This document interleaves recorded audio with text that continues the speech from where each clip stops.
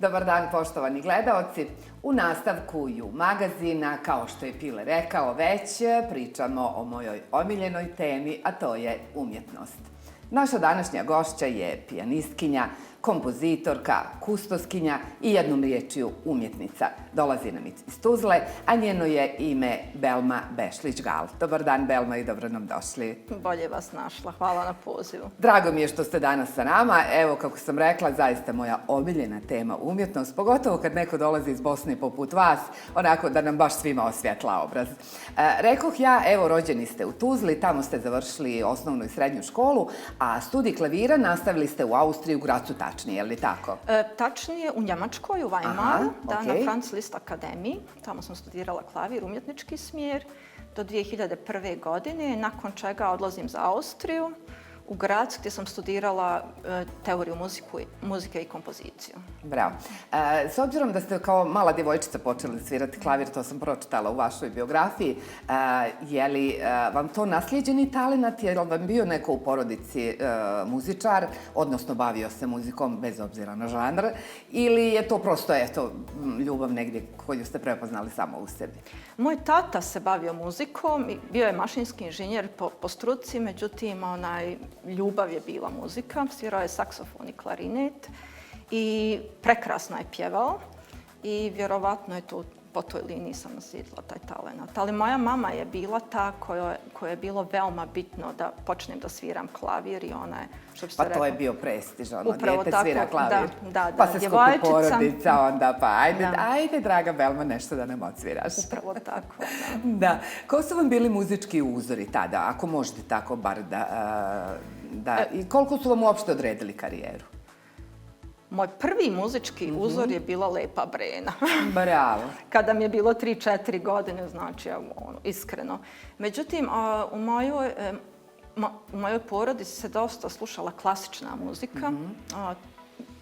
Ruski horovi, Vivaldi, Mozart, Beethovenove simfonije. I mama i tata su voljeli da slušaju tu muziku i šira rodbina. Predivno. I nekako sam odrasla s tim i sjećam se kao mala djevojčica da sam puštala gramofonske ploče, sama od sebe Vivaldija, još dok sam išla u obdanište. I nekako, valjda to okruženje samo po sebi je i uticalo na to da nekako sa 6 godina sam onda počela da sviram klavir i to je onda krenulo svojim putem. Da. Koliko su muzički uzori uticali na tok vaše karijere muzičke? Brena nije sigurno, jel? Ne, Brena definitivno ne. A koliko vas je odredilo popularno prezime Bešlić? Uvijek. Znači, kad se predstavim, znači, je li ti nešto... to je dođe li ti nešto Halid Bešlić, da. Navodno neki daljnji rođak, nisam nikada istražila No, to na stranu, znači prvi neki muzički uzori su bili Chopin i Mozart, to je ono što sam veoma voljela da sviram. No nekako poslije više Liszt, Franz Liszt i onda što sam više sazrijevala, pogotovo kad sam počela da studiram kompoziciju, nekako je to otišlo u sasvim avangardnom i savremenom smjeru savremene muzike. Sad, na primjer, Ligeti i jedan od primjera. I onda, takozvani spektralisti 20. vijeka. Sad, to je onako malo stručnija terminologija, ali ja. Da, ko je razumio, shvatit će, jel? Da, baš sam htjela to da vas pitam. S obzirom da, evo, radim zaista 25 godina ovaj posao, nisam imala baš često priliku da upoznam nekog ko se bavi komponovanjem klasične muzike. Naravno, sarađivala sam sa brojnim autorima pop, folk i tako dalje muzike, popularne. Međutim, autora klasične muzike stvarno nisam imala priliku da upoznam. Odakle crpite inspiraciju? Potrebno je zaista, s obzirom da su napisana brojna djela, pogotovo za klavir, u klasičnoj muzici. Kako crpite inspiraciju i da li koristite, recimo, neke motive vaših muzičkih uzora u klasičnoj muzici o kojoj ste pričali? Prvo da odgovorim na drugo pitanje, znači nikada. Zaista ne koristim, ne citiram kompozitore prijašnjih epoha. Uvijek proces je... Inspiracija, da. Inspiracija, uvijek su to neke Priče koje sama napišem i recimo postoji neka tema koja me u ovom određenom momentu interesuje, a da se tiče naše stvarnosti, sadašnjosti, može biti i politike, filozofije, kako god. Ja osjećam potrebu da je u nekom društvenom širem kontekstu bitno ispričati muzičkim jezikom određenu priču. Naravno, isto ovisi o narudžbama, rekao ako su u pitanju festivali ili ansambli, koji je koncept festivala ili tematika i onda jednostavno razmišljam o tome šta bi u datom kontekstu za određenu priliku odgovaralo, ali da je vjerno mom estetskom jeziku. Da je vjerno vašem senzibilitetu. Da, mom senzibilitetu, mojoj filozofiji i uopšteno nekom narativu u širem sociološkom kontekstu. Da. I kako teče taj proces stvaranja jedne kompozicije? Imate li neke rituale ili generalno kako ide to kada dobijete inspiraciju? Prvo pitanje koje si postavim je šta želim da ispričam. Jer mislim da od početka do kraja djelo mora imati, barem za mene lično, narativ. I mora da uvod, razrada, tako smo učili u školi, jel? Da, to je neki standard. Da, ali ne čisto u muzičkom smislu, nego u filozofsko-konceptualnom smislu. Znači, mora da postoji ta neka pozadinska priča, pozadinska apstraktna tema, šta je to što ja želim da transportujem kroz to svoje djelo. Jer mislim da je, znači, ta teoretski aspekt osnova u suštini, ako niste razradili teoriju, barem u ovoj muzici, teško da možete transportirati emociju. Zvuči možda malo komplikovano i apstraktno. Ne, apsolutno, ja vas razumijem. Da, ali zaista je tako. Jer inače lutate, ako nemate tačno, jasno razrađeno šta želite da kažete, koja je vaša poruka, lutate kroz djelo. I onda to... Zvuči kao Mozart. Upravo.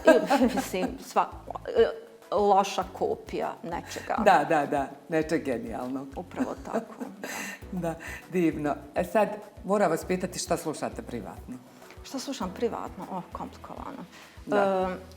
I šta mislite generalno o trendovima današnje muzike? Veoma komplikovano pitanje. Dobro, nemojte odgovoriti onda. Naslušujem odgovor. Ne mogu da, kako bih vam rekla, razumijem želju za popularnom muzikom ili za nečim lako probavljivim. Ne mogu s tim da se niti identifikujem, niti mogu to da slušam u neko svoje slobodno vrijeme. Jednostavno meni lično to ne pruža nikakvo zadovoljstvo. Šta volim da slušam? Recimo argentinski tango. Volim da slušam grunge.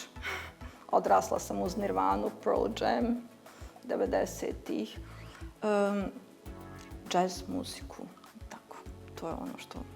I našu muziku 70-ih, 80-ih godina. A da li EKV i tako. Da, sigurno. Pretpostavljam popularnu muziku tada. Da li mislite da muzika može imati određeni politički ili društveni uticaj na široke narodne mase? Može. Definitivno. Kako se to reflektuje kroz vaše stvaralaštvo? Kroz moje moja muzika, znači, je, kako bih rekla, koncipirana za uže narodne mase. Sa posebnim ukusom. Da, s posebnim ukusom i sluhom. Da. S tim u vezi je reon djelovanja ograničen na određenu populaciju. No, definitivno mislim da uvijek je tako u avangardi bilo da kada se pojave određeni inovativni koncepti, oni se preliju i u popularnu umjetnost i onda djeluju i u kontekstu širih narodnih masa. Međutim, trenutan trend kroz socijalne mreže i tako to, mi svjedočimo određenoj fragmentaciji društva kroz ovu ekstremnu individualnost, gdje nekako svako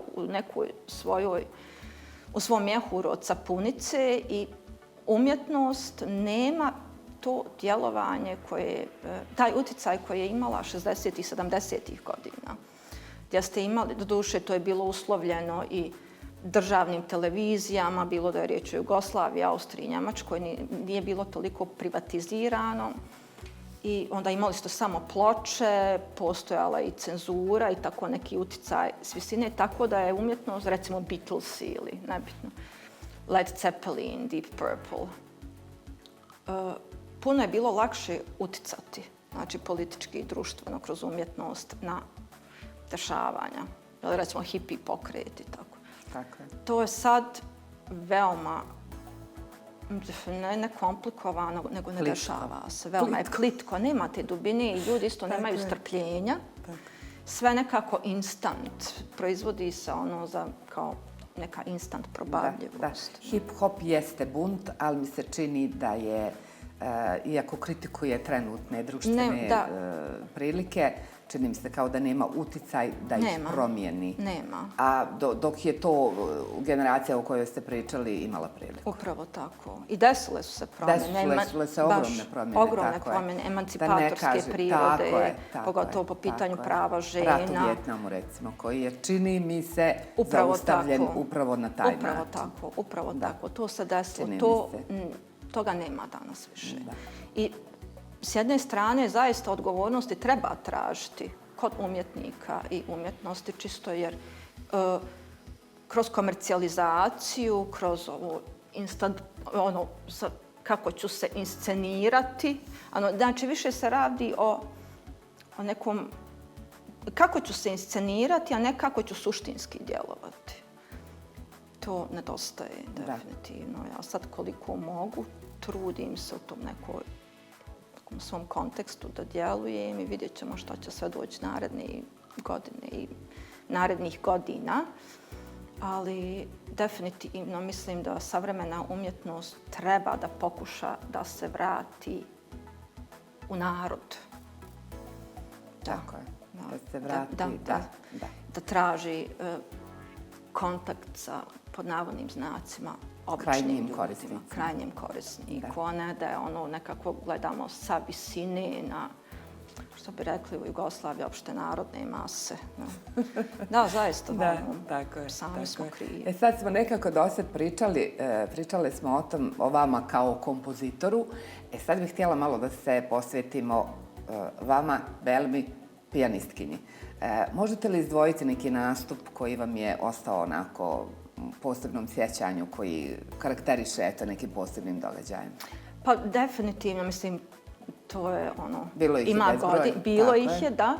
Ali šta je meni ostalo u posebnom sjećanju je koncert sa orkestrom u Weimaru, gdje sam nastupala kao solista u Deutschen Nationaltheater.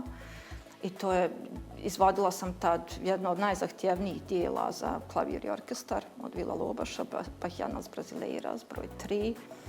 I to su bilo onako standing ovations i bilo mi je svega 18 godina. Pa nije mi čudo što vas je to baš posebno dirnulo. Da, i baš mi je ostalo onako... Neke posebne nagrade možda možemo sad izdvojiti na nekim takmičenjima, festivalima. Da, bila sam recimo specijalna republička nagrada u Bosni i Hercegovini još za vrijeme Jugoslavije, što je bilo teško da osvojiti tada.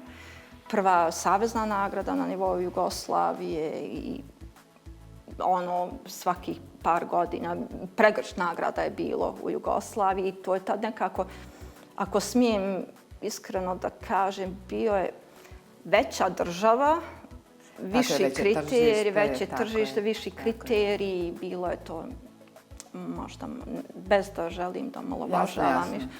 Ali jednostavno je drugačije kada se te stvari dešavaju u državi koja ima 25 miliona ljudi ili u državi koja ima 2 miliona ljudi ili 500.000 stanovnika. Tako je, kao jedan Beč. Upravo. Tako je. Tu ste sada. Kakvi su vam planovi za 2024. Svakojaki. Šaroliki. Da, mislim, osvojila sam, možda to da spomenem, i to mi je omogućilo sad dosta projekata u narednoj godini 2025.